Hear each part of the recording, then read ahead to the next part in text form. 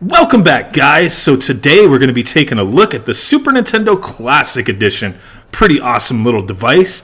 We're going to be installing these Nincade boards into the system, which allows us to use Bluetooth controllers, such as the new 8BitDo SN30 Pro, or you can use PS4 controllers, your Wii U, any Bluetooth controller will work.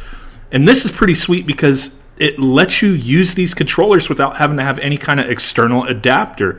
Everything is internal, and it's pretty simple and easy to do. So I've been really looking forward to using these and installing them. So today is the day. These are from Brooks Accessories. They make a lot of cool stuff. The Nincade is one of their popular items as of, last year or so.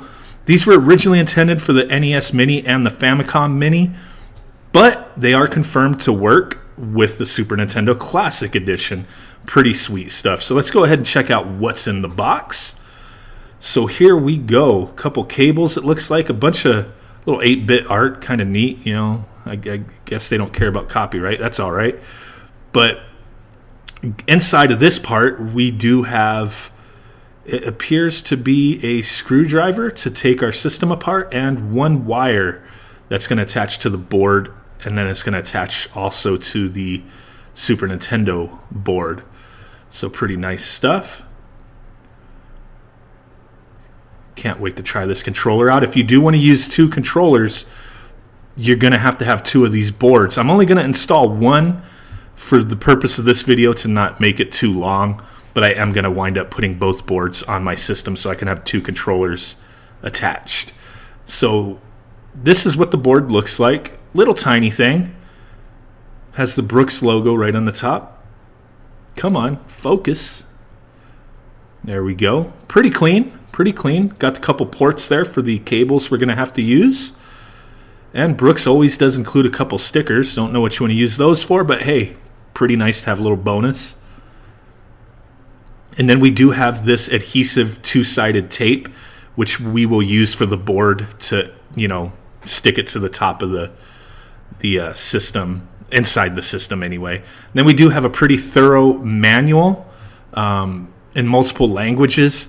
This goes over for the NES and the Famicom Mini. It does not talk about the Super Nintendo Classic Edition, but it's pretty much the same process, minus you actually don't have to do one thing. It shows in here you do have to remove the metal heat plate, I guess you would call it. There's a metal plate that covers the board in the system, and on the NES or the Famicom Mini you had to remove that board. On here we don't have to remove much of anything. So to start, you will have to remove these little rubber feet, which they just easily pop off, and just make sure you don't lose them, and then use the provided screwdriver and remove the 4 screws. Those are going to be the only screws you need to remove if you're doing the Super Nintendo Mini with the Nincade boards. So be very careful when you're opening this, because there is a cable that is attached to the top and to the bottom piece, so you don't want to go ahead and rip that by accident. So open it to the left, that way you're not pulling that out or accidentally breaking that ribbon cable, as you see there. Keep that intact. You can remove it if you're not comfortable or if it's in a different position when you're opening this. And then here are the 2 controller ports. We're going to go ahead and do the first player controller for this video. You just want to carefully remove that, harness from that plug on the board. So here we're going to take the provided cable, the little 6-pin cable, plug that into the Brook Nincade board on the left side, and then the actual controller port cable is going to go onto the right side. So just be very careful that you're not breaking anything or bending anything. It's pretty simple and easy. And then the provided cable will plug back into the port that is actually on the Super Nintendo board. Pretty simple stuff, I think. We do have a couple little steps to do to actually get a Bluetooth controller connected, which is pretty simple, and I'm going to showcase that in a moment once we have everything back together. Here, I highly recommend, positioning and closing the top lid to make sure where you have this board, it's good. There's, it has clearance to close. because this tape is very difficult to remove once you put it on. You don't want to do that and then try closing it up and it does not fit. So I would highly recommend just kind of positioning, playing with it, make sure you got it in a good spot, especially if you are doing 2 of these in one system. But pretty much as long as you're laying them on the top of this metal plate and kind of pushed up a little bit, you should have enough clearance to close this, no problem. And there is enough room to have both boards on top of there and close the system with no issue. So just make sure you have your cables managed properly so nothing is getting pinched, nothing is getting torn out or clipped. Don't want to accidentally do anything like that. And I'm going to go ahead. I'm not going to screw this back together yet. I'm just going to close her up and test it out before I actually put the screws and the rubber feet back on. I want to make sure the controller works. So we're going to go ahead and try to get this new 8-bit-do connected to the Super Nintendo. So you will need one of the original controllers to connect an 8-bit-do or any Bluetooth controller. It's just for the initial process. So we're going to go ahead and plug a controller in and get this 8-bit-do hooked up, get this party started. Can't wait to try this out on the system. Let's do this. Okay guys, so now we got our system set up with our Nincade boards plugged in, attached, good to go. We need to have one controller plugged into the system in order to sync up any of our Bluetooth controllers. So today we're doing this, the SN30 Pro. You only need to have a wired controller plugged in for the initial setup, and then once that is done, you can go ahead and remove your wired controller and you no longer have to use it. But you still have the option, your wired controllers still work. This does not disable anything. This does not stop your controllers, your original controllers from working. It just gives you that additional option to use a Bluetooth controller with your system. So it's kind of a nice little modification, a little add-on that you can utilize. And if you don't want to use your Bluetooth controller, you could plug in your wired controller.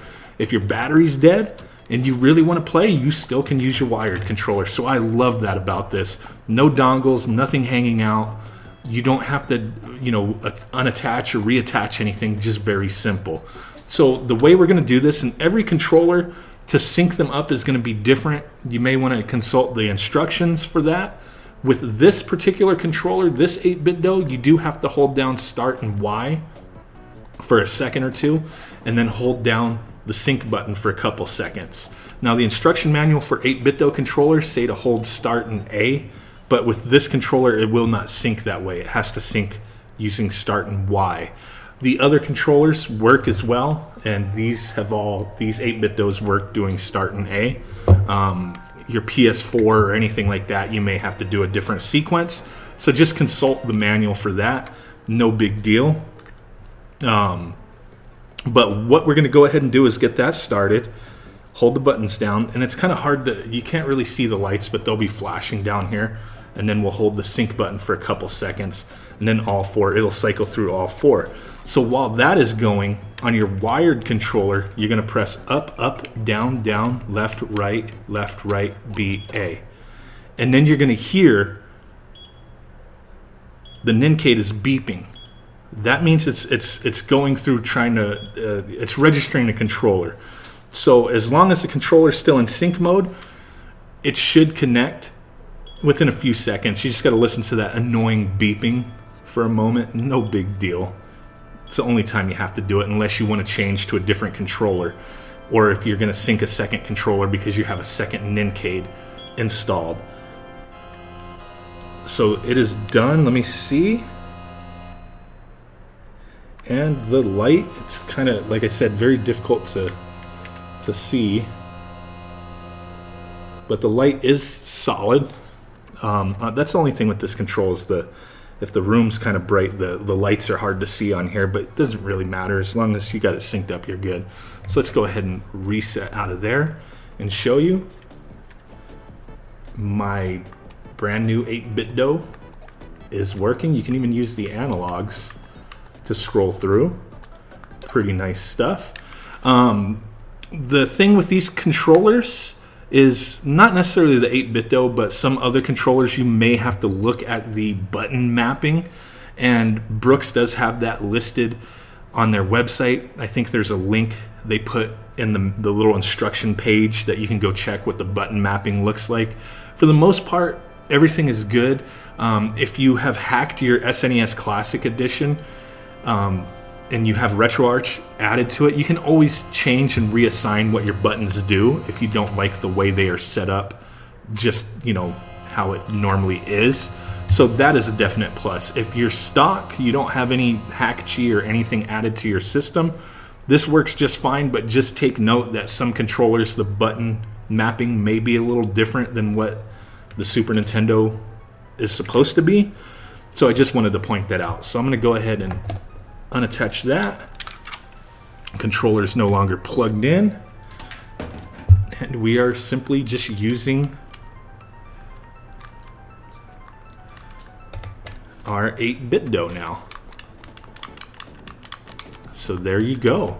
Pretty cool stuff. I do have the NES Classic dual boot going on here, which I think is, for me, is tops for having you know, the system hacked. It's kind of cool. Even though I do have an NES Classic Edition, but I think it's still pretty cool to have it set up that way. But yep, everything wireless, no dongles, all that good stuff. I'm really happy with this mod.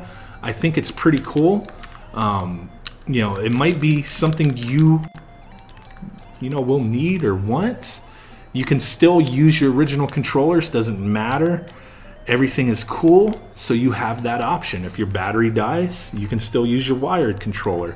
Definitely an awesome little modification to the system, a little add-on that is seamless. You don't even know that it's been modded. Your Bluetooth controllers just work. So I think that is pretty sweet for your Super Nintendo Classic Edition setup, or even your NES Mini. You could do the same mod on your NES Mini and use whatever Bluetooth controllers you want. It just makes it a lot nicer. I have the retro receivers from 8-bit DOE, and you know, they stick out. You got to have the controller panel down. With this, you can have the controller panel up and not have to worry about it. So I hope you guys appreciate this little tutorial. Smash that like button if you could. Subscribe if you have not done so already. I hope you guys have a great holiday. Christmas is coming up. All the other holidays that are going on right now. Hope you guys have a great time out there. Got a lot of new cool stuff coming up, so definitely peep that out. Some sweet giveaways. So with that said, guys, I will catch y'all next time. Boom!